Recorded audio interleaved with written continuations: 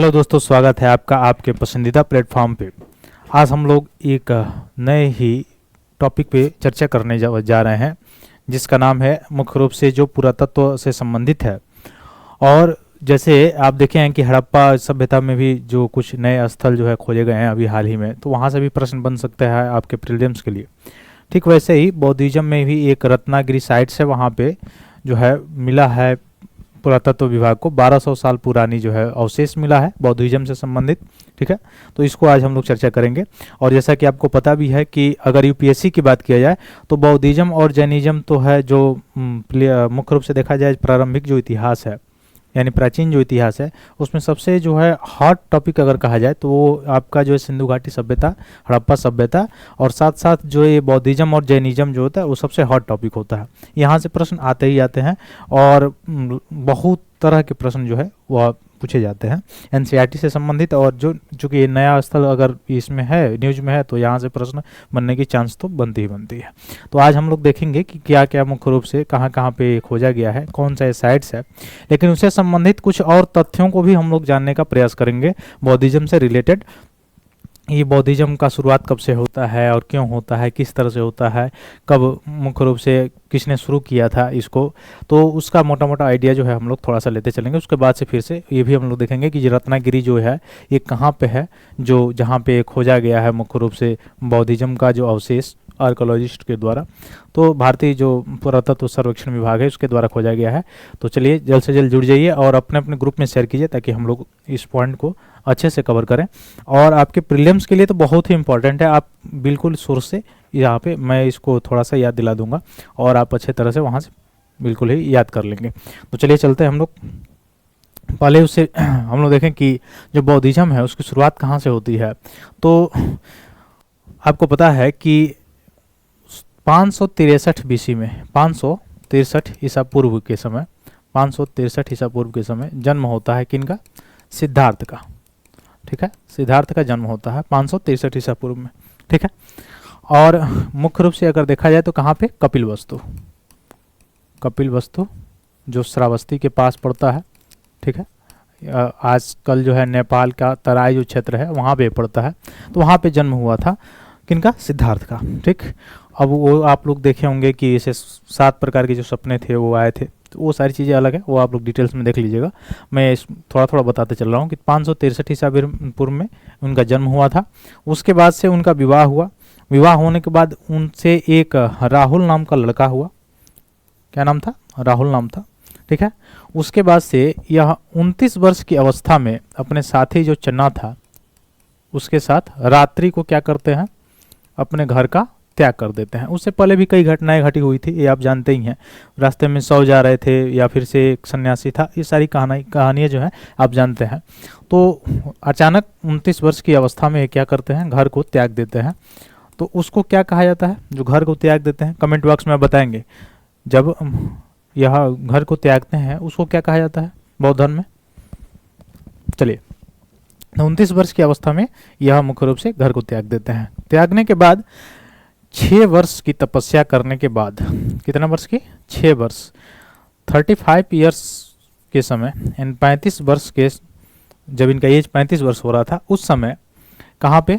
बोध गया में। ये बोध गया पड़ता कहाँ पे है? तो आप बिहार जाएंगे, बिहार में, बिहार राज्य में वहाँ पड़ता है।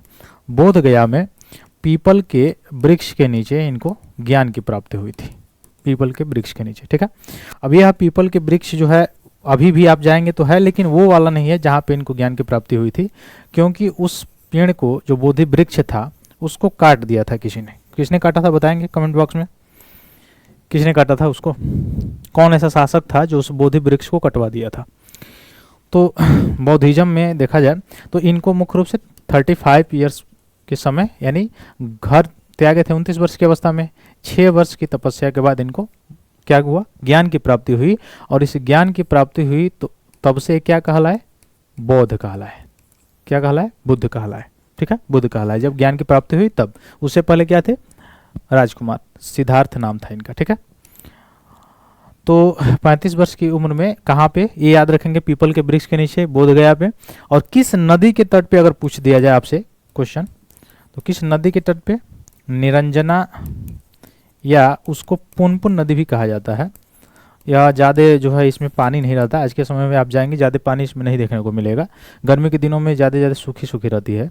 तो निरंजना या पुनपुन नदी के तट पे इनको क्या हुआ था, ज्ञान की प्राप्ति हुई थी पीपल के वृक्ष के नीचे। उसी पीपल के वृक्ष को बोधि वृक्ष कहा जाता है। तो उस समय एक शासक था शशांक, ठीक है, उसने क्या किया था, इस बोधि वृक्ष को क्या कर दिया था, कटवा दिया था। ठीक है, ये याद रखिएगा, बोधि वृक्ष को किसने कटवाया था, शशांक ने कटवाया था। ठीक है, अब जो आप चलेंगे पूर्वोत्तर भारत की तरफ जब आप पढ़ रहे होंगे तो उसमें हिस्ट्री में तो एक शासक आते हैं पाल वंश, उन्होंने इनका मतलब बौद्ध धर्म का ज़्यादा संरक्षण किया था। पाल वंश के जो शासक थे वो बौद्ध धर्म का संरक्षक थे। ठीक है, संरक्षण किया था ये, तो इस चीज़ को पॉइंट याद रखिएगा। और जो कुछ तथ्य हैं, पहला उपदेश उन्होंने कहाँ पे दिया था, तो ये याद रखिएगा, पहला उपदेश जो उनका था वो था आपका सारनाथ में। ठीक है, तो पहला उपदेश था सारनाथ में। सारनाथ कहाँ पड़ता है, यूपी उत्तर प्रदेश के वाराणसी जिले के पास पड़ता है। ठीक है, ठीक है, तो पहला उपदेश कहाँ पे दिए थे, सारनाथ में दिए थे। इसी को क्या कहा जाता है, धर्म चक्र परावर्तन, बौद्ध धर्म में धर्म चक्र परावर्तन कहा जाता है। ठीक है, उसके बाद से अगर देखा जाए सबसे ज्यादा समय अगर पूछा जाए कि कहाँ पे व्यतीत किए थे तो श्रावस्ती में। कहाँ पे, श्रावस्ती में। तो श्रावस्ती में सबसे ज्यादा समय व्यतीत किए थे। किसके समकालीन माना जाता है, अजात शत्रु का आप नाम सुने होंगे, वह भी बौद्धिज्म था, जो अपने पिता जो है बिम्बिसार का हत्या करके गद्दी पे बैठा था, तो वो उनके समकक्ष का माना जाता है। ठीक है, तो श्रावस्ती में सबसे ज़्यादा उपदेश दिए थे। सबसे पहला उपदेश उन्होंने कहाँ दिया था, सारनाथ में दिया था। अंतिम उपदेश जो है वह कहाँ पे दिए थे, तो आप उत्तर प्रदेश में जाएंगे तो उस समय उसका नाम था कुशीनारा। क्या था, कुशीनारा, जो प्रेजेंट समय में नाम क्या है, कुशीनगर। तो उत्तर प्रदेश का एक डिस्ट्रिक्ट है कुशीनगर, वहाँ पे यह अंतिम सांस लिए थे। ठीक है, और उसको क्या कहा जाता है,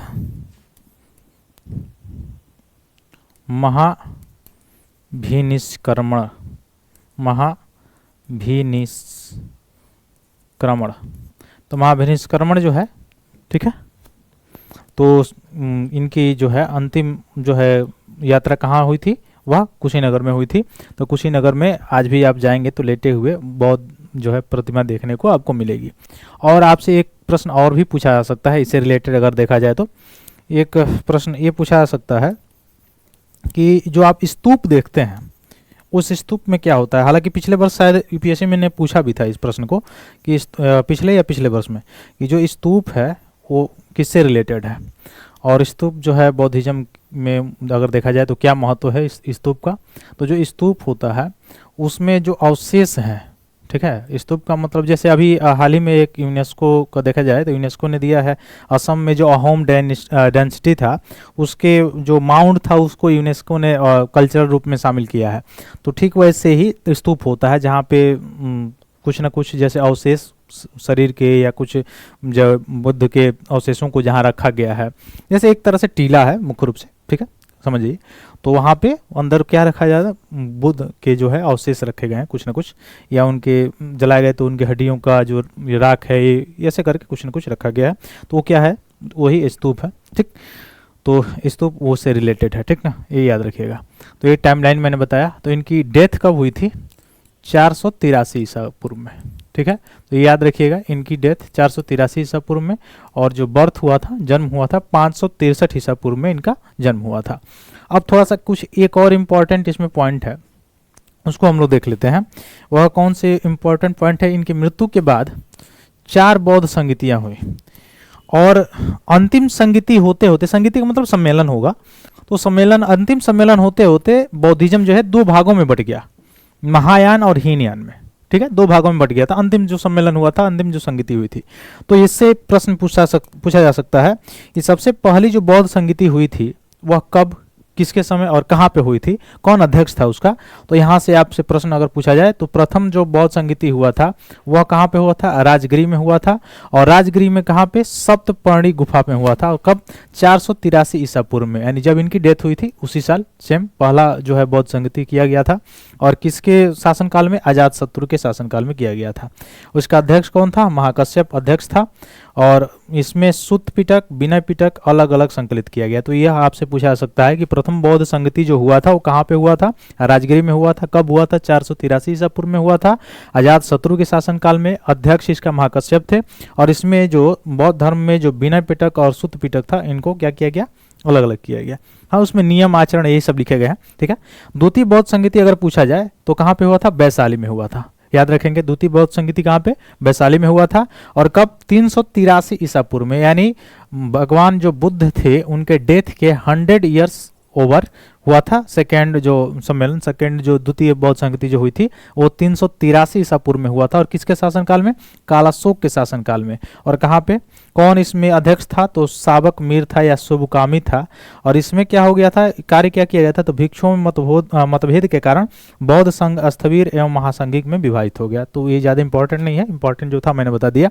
तृतीय बौद्ध संगति कब हुआ था?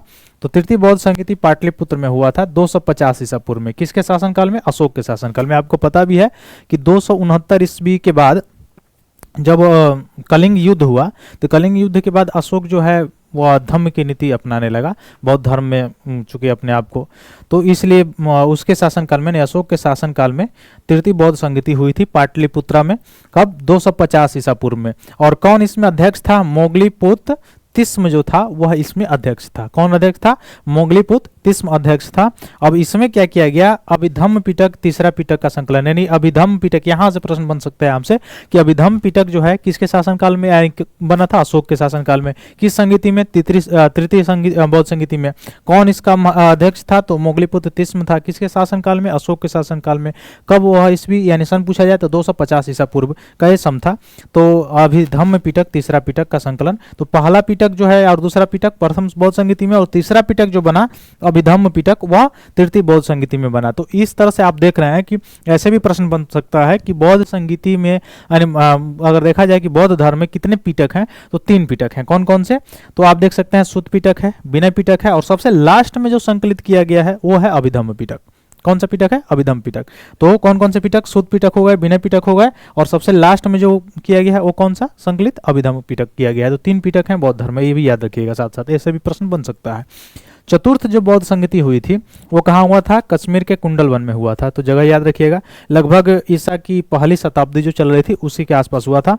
और किसके शासनकाल में? कनिष्क के शासनकाल में। अच्छा, कनिष्क किस से संबंधित था? कुषाण वंश से। ये भी याद रखिएगा, किससे संबंधित था? कुषाण वंश से संबंधित था कनिष्क। अब इसमें सबसे ज्यादा जो सोने के सिक्के शुद्ध, वो भी देखिए सोने के सिक्के में अगर कहा जाए कॉइन्स में, तो गुप्त साम्राज्य में भी सोने के सिक्के चले हैं, ऐसा नहीं है, लेकिन सबसे शुद्ध जो सोने के सिक्के चलाए गए थे वो इन लोगों के द्वारा चलाए गए थे, कुषाणों के द्वारा चलाए गए थे। ठीक है।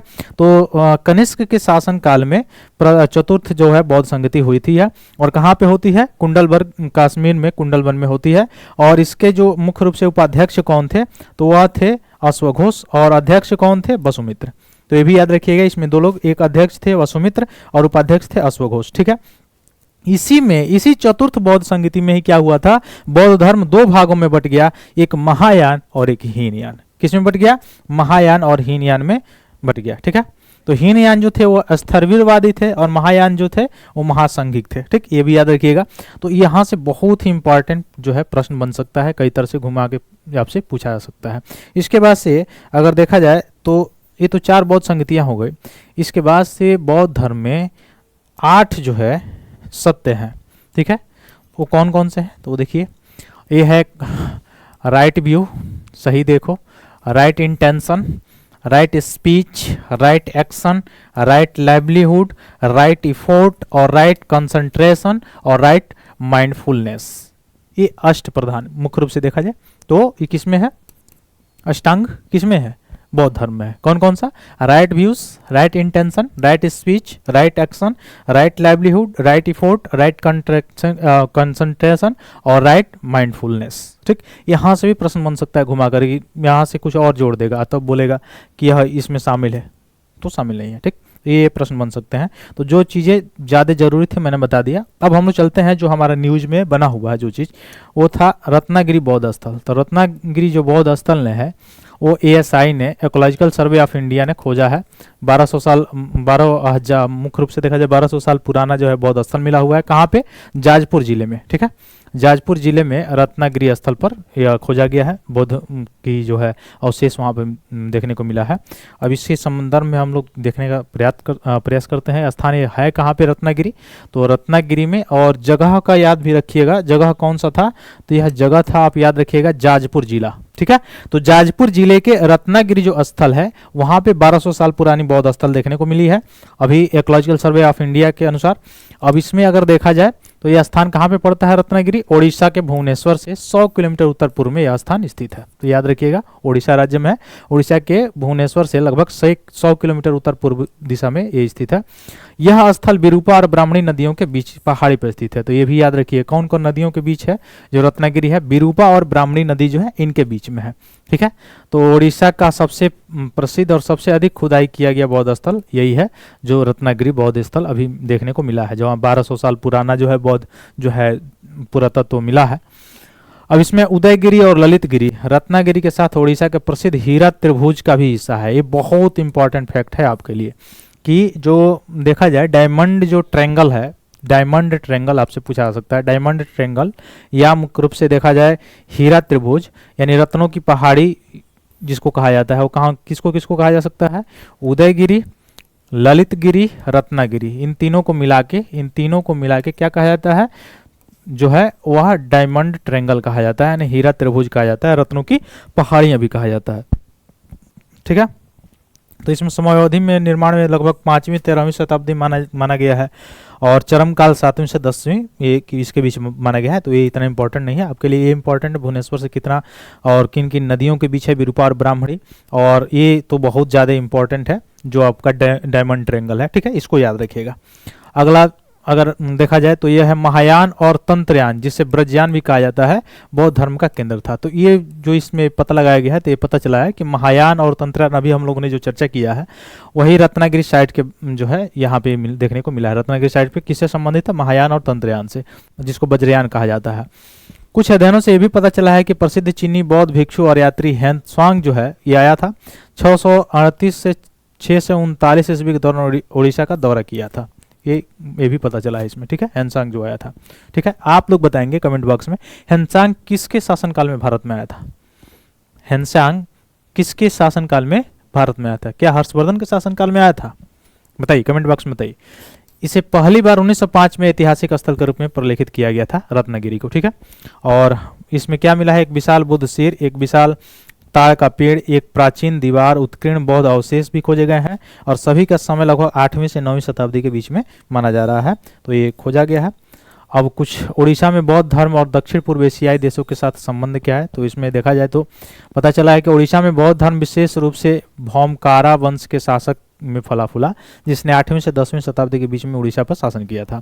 और ऐसा भी माना जाता है कि मौर्य सम्राट अशोक ने 261 ईसा पूर्व में कलिंग पर जो आक्रमण किया था, तो 269 ईसा पूर्व में क्या था? राज्याभिषेक था अशोक का, और 61 में क्या किया था? कलिंग पर आक्रमण किया था। उसके बाद से तो वो बौद्ध हो गया था ना, ज्यादा रक्तपात के देखने के कारण।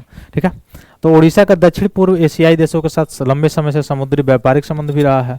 तो इतिहासकारों के अनुसार अगर देखा जाए तो काली मिर्च, दालचीनी, इलायची, रेशम, कपूर, सोना, आभूषण, ये सब कलिंग साम्राज्य और दक्षिण पूर्व एशिया से ये व्यापार के रूप में लोकप्रिय वस्तुएं थी। वस्तु विनिमय उस समय चलता था, व्यापार होती थी। राज्य में प्रतिवर्ष बाली यात्रा का भी आयोजन किया जाता था, जो इंडोनेशिया में बाली पड़ता है। ठीक है, जिसका शाब्दिक अर्थ है बाली की यात्रा। ठीक है, 7 दिवसीय उत्सव होता है, जो कलिंग और बाली तथा अन्य दक्षिण और दक्षिण पूर्व एशियाई का एक सांस्कृतिक जो है देखा जाए तो संबंध देखा जा सकता है। जैसे Java, Sumatra, Borneo, Burma, Myanmar, Ceylon, Sri Lanka 2000 वर्ष पुराने समुद्री संस्कृति संबंध में। तो यहाँ से इस समय की एरा में यहाँ से इसको रिलेट किया जा सकता है आसियान देशों से, या हमारे दक्षिण पूर्व एशियाई जो देश हैं उससे भारत से कैसा रिलेशन रहा है उस समय से लेके बौद्धिज्म से। बौद्धिज्म देखिए, भारत के लिए बौद्धिज्म बहुत ही बड़ा एक अपॉर्चुनिटीज है, और भारत में ही शुरू किया गया, भारत में ही हुआ, लेकिन भारत में उसके संरक्षण न किए जाने के कारण ये सारी चीज़ें और बहुत सारे और भी थ्रेट है जिसके कारण नहीं हो पाया। और इस चाइना को देखिए, वह उसी के मार्ग से यानी बौद्धिज्म के मार्ग से पूरा फैलाता है कि हम भाई हमारा सांस्कृतिक कल्चर जो है एक जैसा है, ऐसे आओ हमसे मिलो, तो ये सारी चीज़ें। तो कल्चर लेवल पर भी यहाँ पे प्रयोग इसका किया जा सकता है, जो आपका देखा जाए तो एक्सटर्नल चीज़ों में, मुख्य रूप से विदेशी क्षेत्रों में। ठीक, तो ये पहले से ही संबंध था भारत का। तो ये सारी चीज़ें अब आप कमेंट बॉक्स में बताइए कि आपको दोस्तों ये सारी जानकारी कैसे लगी, और अगर सही लगी हो, अच्छी लगी हो, आपके एग्जाम्स के लिए बहुत ही इंपॉर्टेंट सारी चीज़ें मैंने लेकर आया जहाँ तक हो सका। तो लाइक कीजिए, सब्सक्राइब कीजिए। बहुत बहुत धन्यवाद दोस्तों। जय हिंद।